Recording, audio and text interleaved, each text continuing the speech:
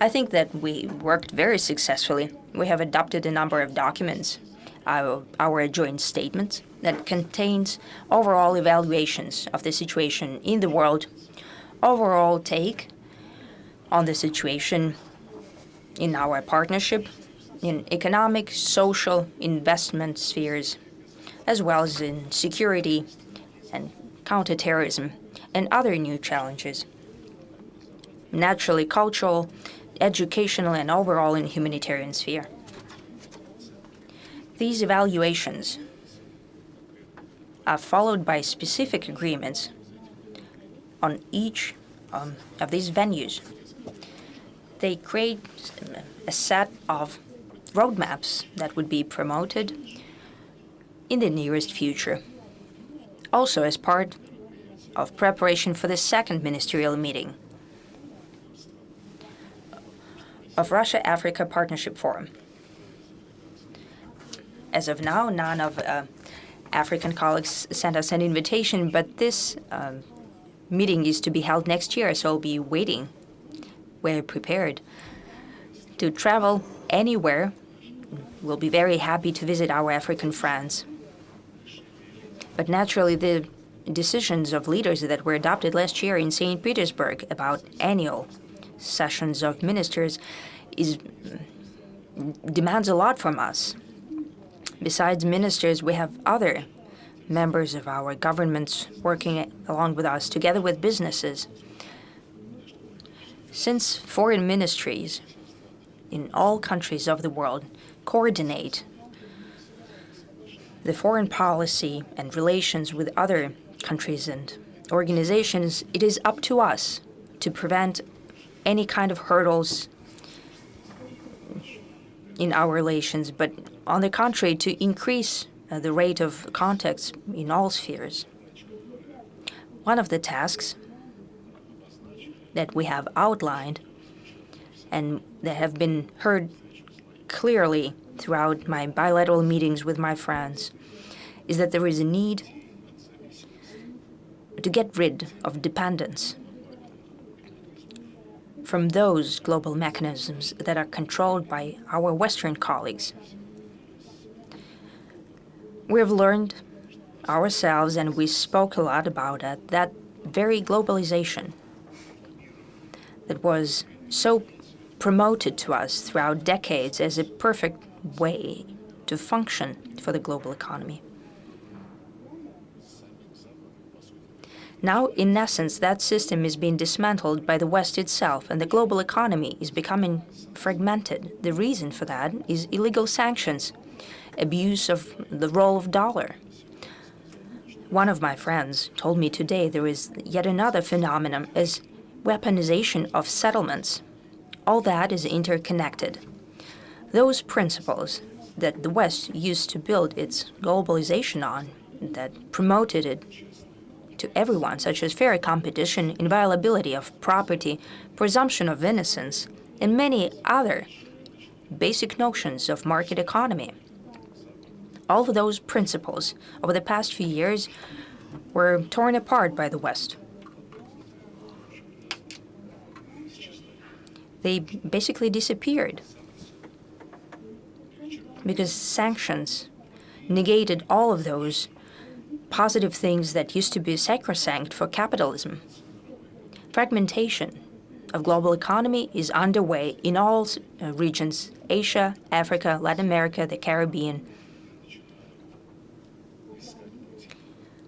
People are trying to find ways to develop their economy, to solve their social issues, to provide for the needs of their population in such a way that the supply chains, logistical chains, and settlements chains would not be dependent on the whims of our Western colleagues. It will be independent from the conditions that are set, for example, by the International Monetary Fund. And if we're talking about Africa, is aimed at making it so that Africa remains in a situation where they're far away from industrialization. Still, Africa is mainly selling commodities As for the added value, it is being used in other places, first and foremost in Western factories and Western markets. That is not fair. We have discussed it in trying to analyze the situation. In the 1960, when the declaration on the granting of independence to the colonial nations and peoples, we saw a strong awakening of the African continent. Colonialism was essentially eliminated, though some vestiges were still there. They still exist, despite the resolutions of the UNGA about the need for complete independence of several colonies. Our African friends know it that sometimes former colonizers maintain the control over their territories. They don't want to return them to the nations which live on those territories. What we see now is a wave of countering neocolonialism. It consists of such trade, financial, and other practices that stand in the way of African countries, in this case, of becoming full masters of their tremendous natural resources. This is a process of not only becoming aware of that, but of lifting the hurdles on the path of fast development and industrialization of Africa, on the path of creating jobs using African resources, creating jobs not in the West somewhere, but in Africa itself. And it is our common opinion that such processes have already commenced in Africa. And we, as Russia Federation, would be happy to help in anywhere we can. Starting from the times of the Soviet Union, after the decolonization, we have been creating industrial facilities in Africa. We have been building facilities that helped with social issues, for example, education. Possibly you have looked through the statement of President Putin at the Valdai International Discussion Forum. And he spoke very specifically about that, and I'll quote, "We don't have contradictions, basically with none of African countries, and the level of trust and mutual sympathy is very high. First and foremost, because in the history of our relations with the African continent, there have never been even a shadow, because we've never exploited African nations. And I'd like to assure you that this position is still relevant today.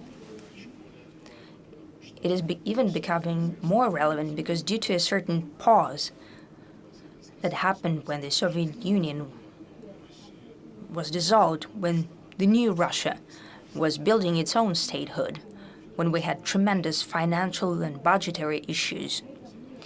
That pause is long gone. It's a thing of the past. And over the past 20 years, we have been consistently increasing our cooperation with Africa, based on those very traditions that were the foundation during the post-colonial time. And we hope that it helped create an independent economy and industry in many African countries. So besides the declaration that I have already managed, we had very in-depth discussions about these topics. And they are directly connected with the deep transformation that is happening in the world. And for sure, they will come to a head with the shaping of a multipolar architecture. And one of the centers of the multipolar world must be Africa, and it will be.